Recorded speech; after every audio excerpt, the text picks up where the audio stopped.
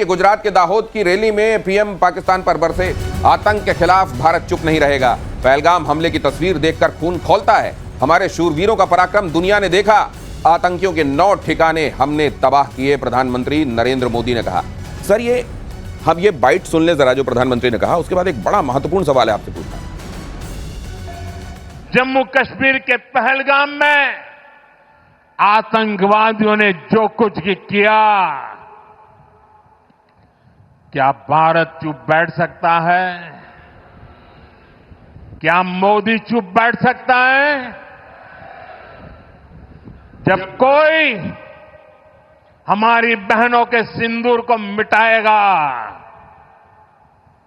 तो उसका भी मिटना तय हो जाता है। मिटना तो तय है, ये प्रधानमंत्री ने स्पष्ट कर दिया है। और आतंकवाद का खात्मा करने का नाम अगर ऑपरेशन सिंदूर है तो रक्तबीज आखिरी बूंद तक ये ऑपरेशन उसकी जारी रहेगा। लेकिन सर, ये प्रधानमंत्री जब एक के बाद दूसरी जगह पहुंच रहे हैं, क्या जल्दी ही कुछ और बड़ा होने वाला है? देखिए दिनेश, एक बात साफ है, प्रधानमंत्री ये कहने की कोशिश कर रहे हैं कि इट्स नॉट इंसिडेंट ड्रिवन। एक इंसिडेंट से मतलब नहीं है, नी जर्क वाला नहीं है। ये नी जर्क वाला नहीं कि आपने एक इंसिडेंट किया तो मैंने उसका रिस्पॉन्ड किया। ये रिस्पॉन्स जो है वो कंटिन्यूम में होगा, जिसको हम बोलते हैं लगातार होगा, बिना अवरोध होगा। क्योंकि ये ऐसा है, आतंकवाद को आप खत्म नहीं कर रहे हैं, आतंकवाद की जड़ों में आप मट्ठा नहीं डाल रहे हैं, अब बल्कि आतंकवाद को पनप आ रहे हैं। तो आतंकवाद की लड़ाई जारी है, इसीलिए ऑपरेशन सिंदूर स्थगित हुआ है, खत्म नहीं हुआ है। और ये लड़ाई हमको लड़नी पड़ेगी। जब भारतीय जवानों के बीच में प्रधानमंत्री की अलग अलग जगहों पर मौजूदगी होती है जी, और इस तरह की भीड़ हम देखते हैं, सड़क के दोनों तरफ अगर रोड शो हो रहा हो, तिरंगा लेकर लोग उमड़े हुए होते हैं जी, देश की भावना इस समय क्या कह रही है सर? नहीं, देश की भावना यही कह रही है कि ऑपरेशन सिंदूर को नहीं रुकना चाहिए। और जैसे सर ने बोला, मैं 100% सर के साथ अग्री करता हूं। देखिए, बात यह है कि भारत, किसी को भी ऐसा लगता है कि मार इनको पड़ना रुक गई है, तो I am sorry, I don't agree. अभी देखिए, पानी की मार है, फिर तोपों और ब्रह्मोस की और सुखोई की मार थी, फिर राफेल की मार थी, अब उसके बाद इनको डिप्लोमेटिक मार लग रही है, वहां से इनको फाइनेंशियल मार लग रही है। वहां पे इनकी आतंकवादी गतिविधियों में भारत अप्रोच कर रहा है एफएटीएफ को कि इनको वापस ग्रे लिस्ट में डालो। तो पाकिस्तान को इतनी तरफ से मार पड़ रही है 24 घंटे, मतलब ऐसी। और यहां पे जब हम बात कर रहे हैं, आईएनएस विक्रांत खड़ा है, अरेबियन सी में खड़ा है, locked and cocked and ready to go. Air force sir बगल में है, बताएंगे, air force is absolutely ready today, Indian army absolutely ready है। तो ये बिल्कुल, किसको कहते हैं ना, चक्रवर्ती मार सुना होगा, चक्रवर्ती मार, चक्रवर्ती मार। इनको चारों तरफ से पड़ रही है चक्रवर्ती मार, कभी यहां से कभी यहां से। पाकिस्तान देख रहा है दाएं बाएं से कि हो क्या रहा है। मुझे याद नहीं है, लेकिन मकरंद देशपांडे ने वो रोल किया था किसी फिल्म में, बेतरह पीटा जाता है उस कैरेक्टर को, उसके बाद कहता है तू यहीं रुक, मैं अभी वापस आता हूं। ये वाला, ये चक्रवर्ती मार आपने जब कहा तो मेरे सामने वो दृश्य आ गया। जासूसी के आरोप में गिरफ्तार ज्योति मल्होत्रा पर ये अपडेट देख लीजिए। पाकिस्तान दौरे पर ज्योति मल्होत्रा को AK-47 वाली सुरक्षा मिली। 1-2 नहीं, 6 AK-47 वाले गार्ड्स के साथ घूमती दिखी। स्कॉटिश यूट्यूबर कैलुम मिल ने अपने कैमरे में जब कैद किया तो वहां 6 बंदूकधारियों के साथ ज्योति खड़ी हुई थी। यह है तस्वीर, देख लीजिए। देखिए, ये 6 बंदूकधारी, ज्योति जब वहां गई थी तो 6 बंदूकधारियों को आईएसआई ने उसके साथ लगाया हुआ था। सर, ये जो एसेट कहलाते हैं आईएसआई के एसेट्स जी, वो किस तरह के लोगों को एसेट के बोलते हैं अपना? देखिए, ये लोग हैं, मैं आपको बताता हूं, पहले भी आपकी शो में एक बार डिस्कस हुआ था। देखिए, बात ये है कि ये जो यूट्यूबर है, इसके 4 लाख सब्सक्राइबर हैं। अब आईएसआई क्या करेगा कि इसको ग्रूम करेगा, इसको बुलाएगा, इसको पैसे दिए नहीं दिए मुझे नहीं पता, लेकिन ये सब लाइफस्टाइल दिखाएगा आईएसआई कि आप सिक्योरिटी के साथ चलेंगी, आगे गाड़ी पीछे गाड़ी, सायरन बज रहा है, मैडम आ रही है, हटो सामने से। ये एक भौकाल ज्योति का बनाया जाएगा। अब ज्योति का क्यों नहीं मन चाहेगा कि वापस पाकिस्तान, क्योंकि ज्योति 5 स्टार होटल में रह रही हैं, ज्योति आसपास वीआईपी से मिल रही हैं, मुख्यमंत्री से मीटिंग है, पता नहीं आईएसआई के वरिष्ठ अधिकारियों से मीटिंग है, फौज के वरिष्ठ अधिकारियों से मीटिंग है, नोबडी नोज। हमने तो अभी सिर्फ मरियम के साथ देखी है उसकी फोटोग्राफ। अब तो कौन कौन से बड़े लोगों से मिली, इन्होंने कान में क्या फुसफुसाया, उसके इसको क्या दिया क्या लिया। और आज की तारीख में देखिए, आपने एक बंदे को ऐसा बना दिया कि भाई तुम पाकिस्तान आओगे, पाकिस्तान के बारे में अच्छी बातें करोगे, ये तुम्हें वीआईपी प्रोटोकॉल मिलेगा, तुम्हारा जीवन सेट है, तुम्हारा जीवन सेट है, तुम्हें मेहनत नहीं करनी है, तुम चिंता मत करो। पाकिस्तान से इतने लोग देखेंगे, तुम्हारा यूट्यूब से पैसा आएगा। पहली चीज, पाकिस्तानी से वो तो कुछ भी नहीं है, वो रेजगारी है, चिल्लर है। तुम्हें पाकिस्तानी स्टेट पैसा देगा, तुम्हें प्रोटोकॉल देगा, तुम्हें सिक्योरिटी देगा।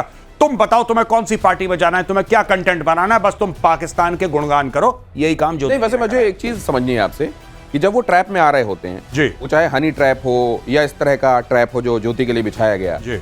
उस समय भी इनको एहसास हो रहा होता है कि they are coming into a trap, या ये लाइफ एंजॉय कर रहे होते हैं? ये देखिए, बात यह है ना कि इसमें गुमराह होना बड़ा आसान है।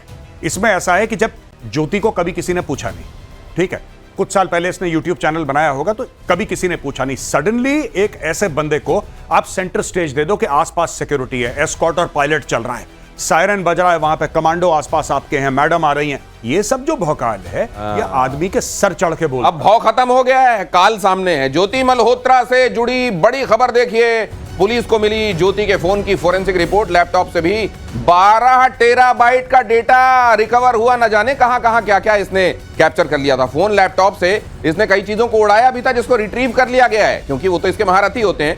अब ये क्या है, कुल मिलाकर ज्योति जो छिपाना चाहती है वो छिपा नहीं पा रही है और धीरे धीरे सारी परतें खुलती जा रही और अब इसको जुडिशियल कस्टडी में भी भेज दिया गया है। बहरहाल यहां आप देख रहे हैं सर, ये इस तरह के लोगों की पहचान और इनको पहचान करके और उनके मुकम्मल अंजाम तक पहुंचाना, ये एक बड़ी सुखद खबर है, क्योंकि ऐसा नहीं है कि ये पहले नहीं थे आस्तीन के सांप, लेकिन अब कम से कम निकाल के पहचाने तो जा रहे हैं। ये देखिए, जो जासूसों की कहानी है उसका बीच में मूल में लालच है और अनड्यू कहते हैं ना स्टेज, जैसा गौरव ने बताया, हाँ। आपको अनड्यू वो मिल रहा है, प्रमोशन मिल रहा है, भौकाल सा क्रिएट कर दिया गया है।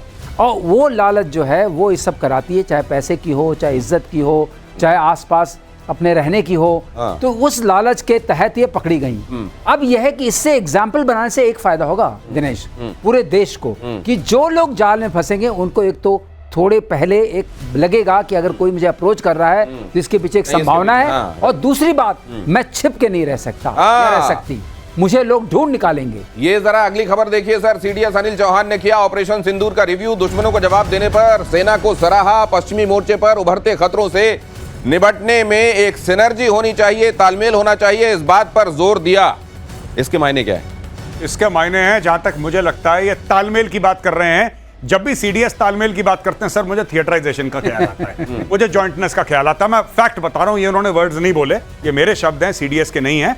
लेकिन जब सीडीएस का काम ही ये था, जो थिएटराइजेशन पे काम करा है, बेसिक और भी कई काम है, दसियों काम है, लेकिन one of the most important responsibilities of the CDS, and I must say that it's been done extremely well.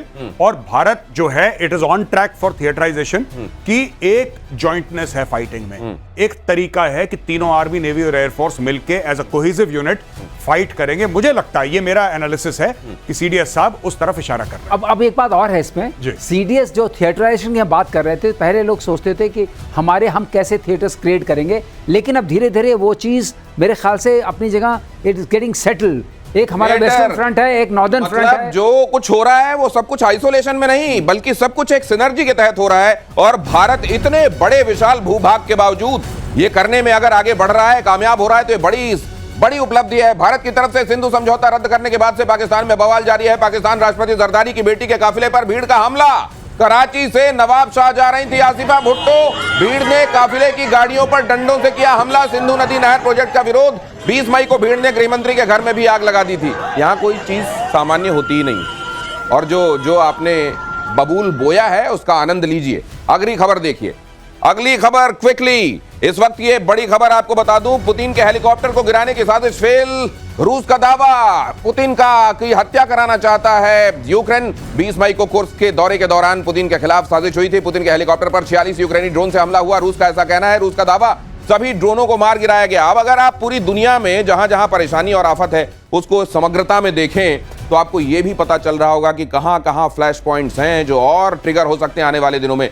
आज प्रतिशोध में इतना ही, कल का अंक बहुत महत्वपूर्ण है, कुछ बहुत खास लेकर हाजिर होते हैं प्रतिशोध में। नमस्कार।